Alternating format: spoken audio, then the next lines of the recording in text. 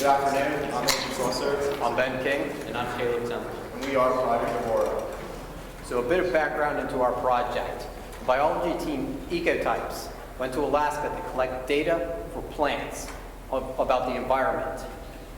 An example of which is shown there. During their time there, they collected data on temperature and air and light concentration. They brought this data back to Wilkes University to implement into environmental test chambers like shown. However, the team ran into a problem. They were unable to reach red and far red PFD values that they had recorded. So what exactly is PFD? It stands for photon flux density. And this is given in micromoles per meter squared per second. Now this is a light density. Think of it like rain. Count raindrops in a given area every second. Now PFD values are unique to each individual light wavelength. Now in order to measure this, a device called a spectrometer is used. In our case, we implemented a Lycor LI-180 spectrometer. Now this is the exact same spectrometer that Ecotypes team used in both Alaska and for PFD readings within their chambers. So for our solution, we had to overcome certain limitations. Our device had to be able to fit within these environmental chambers without changing them in any physical way. We also had to make sure that we were able to change PFD values on an hourly basis without modifying any of the current software. Additionally to this, our solution had to be sure not to obstruct any of the current LEDs located inside these chambers. So if we were actually practicing engineers out in the world, we want to make sure that we're taking into ethical considerations, so making sure that we're not impeding on any of their results, as well as altering any of the proprietary information within the chambers. So we want to keep that in mind as we move forward with our project. So shown here is our first iteration of the bottom left-hand side picture. We kept the dimensions and wanted to use our adjustability in the X, Y, Z dimensions. So take that into consideration, our minimum dimensions for our frame are 24 by 24 by 30 inches, as well as our maximum is 39 by 39 by 44 inches. On the right-hand side, you can see our finalized project for the spring semester. We kept the same adjustability for our X, Y, Z dimensions, as well as also including the adjustability of the angles of the LEDs we will be looking up to our structure. So like Andrew said, the biggest change from the fall to our spring semester was changing how adjustable our angles of lights were. So we strayed away from these fixed angle bars, and then instead we took additional bars, mounted our LEDs to it, which would then be put into these bracket inserts, as you can see up here. This is where the bar would go. These inserts could then be rotated once they were placed into these brackets. So those inserts would be placed inside these holes, and then these holes up here are where they would be slid onto our frame on the top cross members.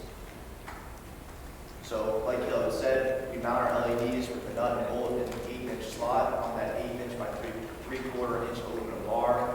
So to do this, we have Mitch thankfully machine that out for us, as well as hook it up to those machine 3D printed parts as well. In the given picture, you can see that we are not obstructing the current chamber LEDs as well, so that fits our requirement as far as that goes.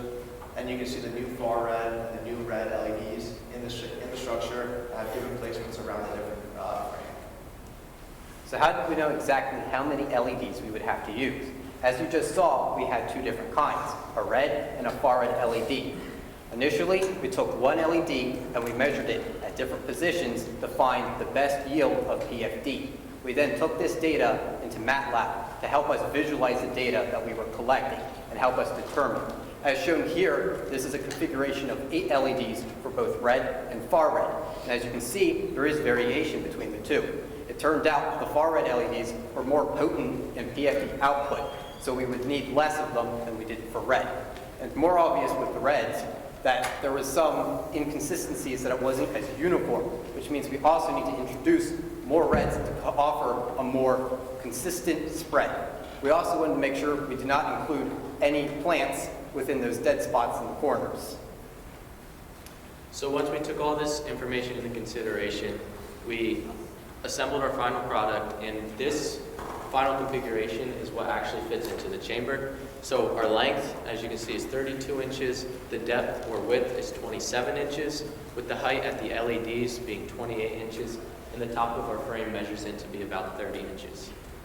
The total weight of the entire system weighs 13 pounds, and as Ben previously mentioned, we landed on purchasing 12 red LEDs, 3 per side, and 10 far red LEDs, 3 on the long sides and 2 on the short sides. Right, so how are we actually going to power these LEDs? So all the LEDs that are currently hooked up to the frame are soldered with wire. Those wires are then fed out and concentrated in a single point and fed out to the side of the environmental test chamber through a port. This port, well, those wires are then fed through the port and then attached to the breadboard.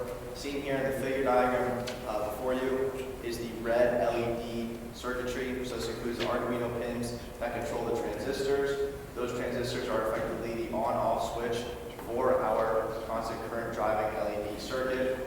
So that's what you can see here. Shown here are 3 pictures of our proof of concept before scaling up our design for our 12 red and our 10 far red LEDs. The left-hand side picture shows 1 port controlling 1 LED through 1 transistor. The middle picture shows 2 ports controlling 4 LEDs. 1 transistor has 1 LED, another transistor has 3 LEDs in parallel. The same goes for the right-hand side picture. 1 port of the Arduino controls 1 transistor, controls those same 3 LEDs in parallel. As Andrew mentioned, we used an Arduino to control which LEDs would be turned on. Now, once the Arduino is powered on, it will run a while loop where it's constantly searching for an input. This input specifies which pins need to be turned on or off for the corresponding LEDs. The Arduino receives this input from an Excel file. Once the Excel file is open, it starts an hourly clock, similar to how the chambers operate. The user enters the desired combinations into a table, and Excel will systematically read through and output the requested inputs to the Arduino. So as seen here is the combination of the two and how they communicate. Once powered on, both Excel runs and updates hourly. Arduino constantly searches and changes the necessary LEDs per Excel's command. So once we had our physical model built, our circuitry, and our software all combined, we actually took our system down to the basement of Stark Learning Center, and we actually placed them into these environmental test chambers. And in order to make sure everything was working properly, we do have a video to show. So what the video is going to be showing is this back right area of the chamber. What you're going to be seeing is LEDs being turned on incrementally. You'll be able to see each one turn on.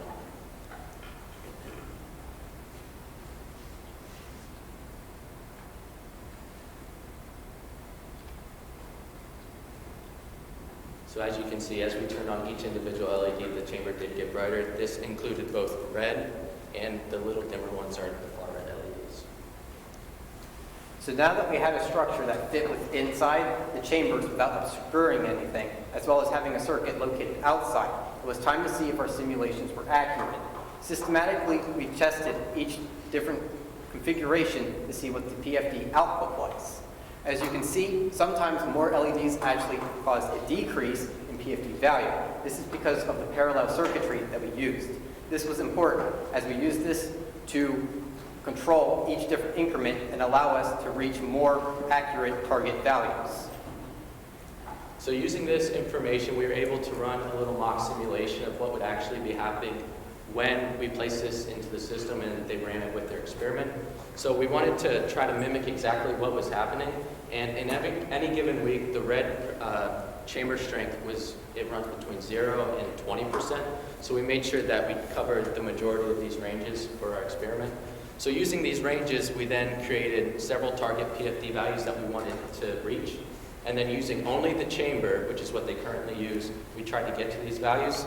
These are shown as the previous PFD, and the previous error is what resulted from this. And then we implicated our system into the chamber. We turned on our system accordingly, and you can see our new updated PFD values and the updated error.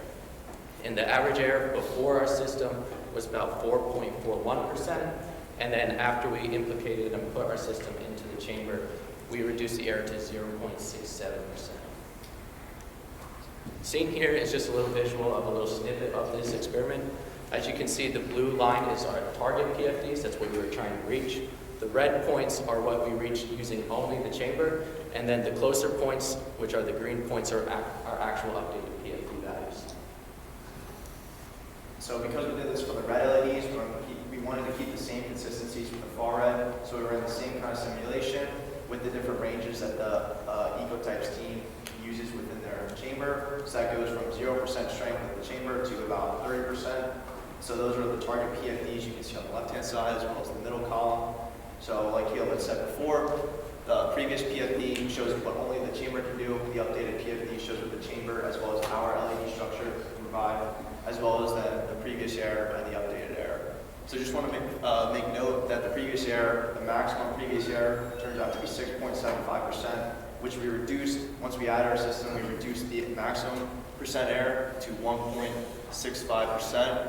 And the average error before our system was introduced was about 3.4%. Afterwards, comes out to be about 0.4%.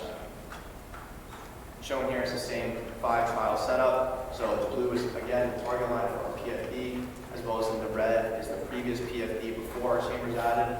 And with the green dots, you can see the increase in accuracy and precision that our LED structure adds to the system.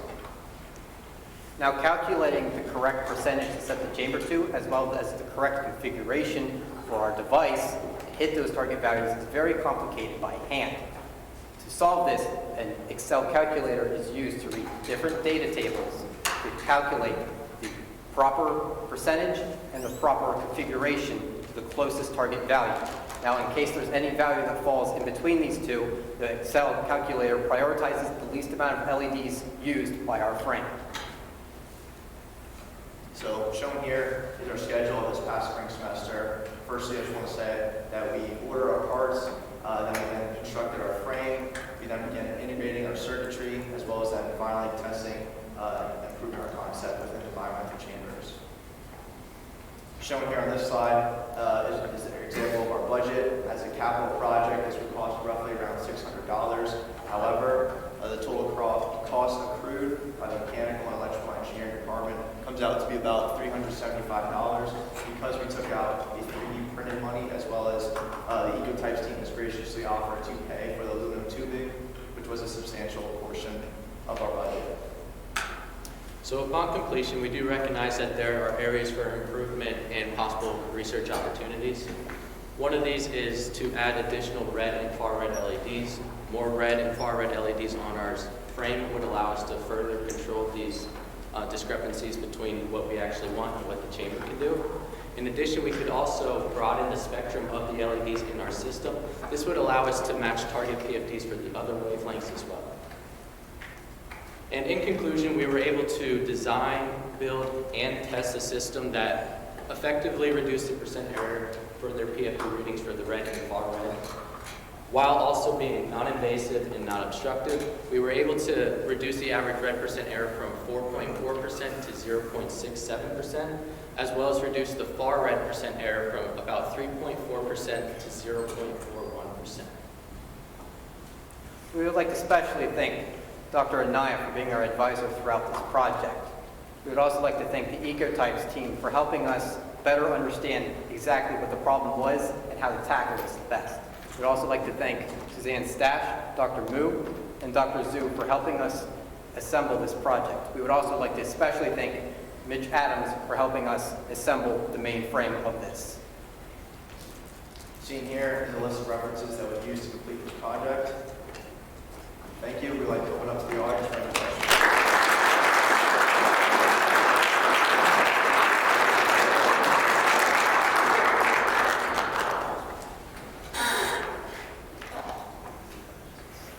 I probably missed this, but how do you measure the PFD in your space? So the PFD is measured by a device called a spectrometer, and this reads a whole bunch of different kinds of light units, one of which is that particular unit. Okay, so this is what you presented. This is almost like a dream come true because that's exactly what we discussed. You guys remember? That's like 6 months ago, and it's out as came out as planned. So I'm very happy to see that you guys really. And also, I want to compliment you for the rigorous scientific approach you use in this project. You really, that's very important because that generic process is so important. You guys really see the number, it's all making sense and how you do it, and it's just the whole 9 yards of what you did. It's that process is very valuable. Very good job. Thank you. Thank you. Yes. Did you establish that the biology reacts the same way to pulse width modulation equivalent to a steady flux of photons? I mean, there's a difference there. So, Did you get an answer on that? yeah, we did get an answer on that. There was a slight variation that the plants would react to that. However, to reduce any issue with that, we matched the pulse width modulation of that with the chambers, so there wouldn't be any alteration from what they currently study.